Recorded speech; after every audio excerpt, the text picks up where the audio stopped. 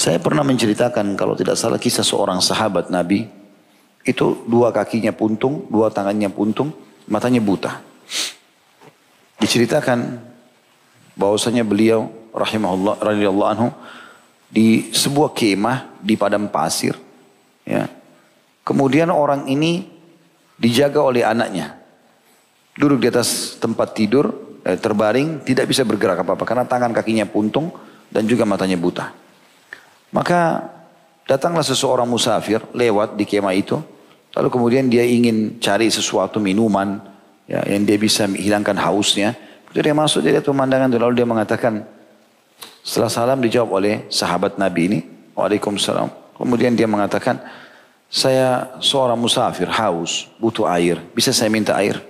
Kata orang itu, sahabat Nabi ini sebenarnya. Dia tidak tahu kalau ini sahabat. Lalu kemudian dia mengatakan, kayak seperti kamu lihat, saya buta, saya nggak bisa melihat, tangan kaki saya puntung, saya nggak bisa membantu. Kalau ada air di sekitar kemah ini, ambillah. Kemudian setelah orang itu dapatkan ada gendi air, dia minum, lalu sahabat Nabi ini yang sedang buta ini mengatakan, coba bantu saya, cari ada seorang anak laki-laki saya, dia selalu khidmat dengan saya setiap hari dan lagi tidak ada di sini. Mungkin dia ada di sekitar kemah ini, coba cari.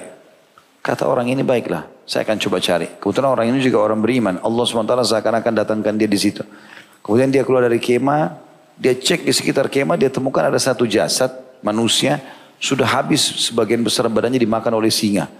Lagi digerogotin sama singa, sudah mati.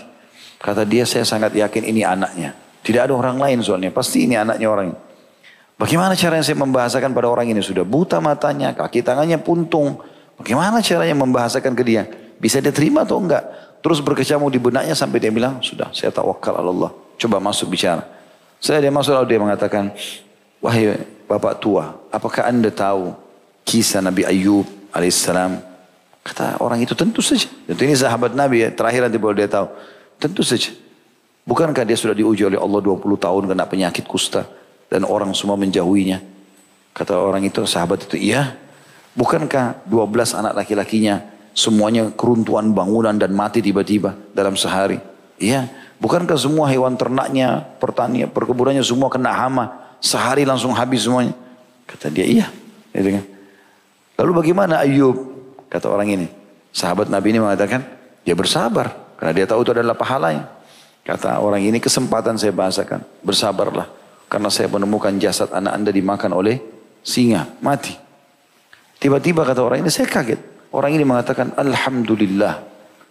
Kata anak muda yang datang yang mengatakan, bagaimana bisa anak anda mati, anda mengatakan alhamdulillah? Dia bilang, alhamdulillah. Karena memang Allah telah memudahkan dia berkhidmat dengan saya sekian tahun.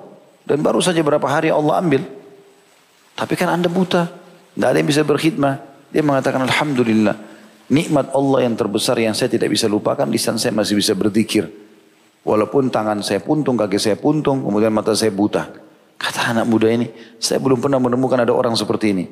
Lalu tiba-tiba dia syahadat, asyhadu an la ilaha illallah wa anna Muhammad Rasulullah, meninggal dunia.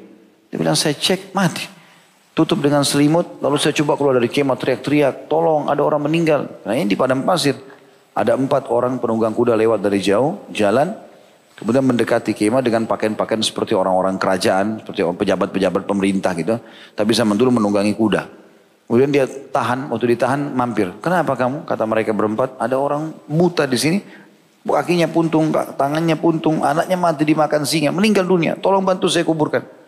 Mereka berempat turun. Begitu mereka masuk dalam kemah, dibuka selimutnya, keempat-empatnya menangis, menciumi jenazah itu. Anak muda ini kaget. Ada apa? Siapa orang ini? Siapa kalian ini? Maka mereka berempat mengatakan, kau tidak kenal orang ini? Kata dia, tidak. Dia bilang, kami adalah petugas kerajaan, ya, khilafah pada saat itu. Dan ini adalah salah satu sahabat Nabi yang tertinggal masih hidup. Dia sudah lama dicari oleh khalifah untuk dijadikan sebagai hakim. Tapi dia berusaha melarikan diri sampai kami temukan sekarang dia, tapi dalam bentuk jenazah. Andai saja dia masih hidup, maka kami akan membawanya untuk menjadi hakim di pengadilan kerajaan Islam ini. Gitu. Maka kita ambil pelajaran teman-teman. Bagaimana orang ini, kalau orang sudah tanam dalam cinta dalam dirinya kepada Allah SWT, cobaan seperti ini pun jadi kecil buat dia. Tidak terlalu berat, bisa dilewati. Gitu.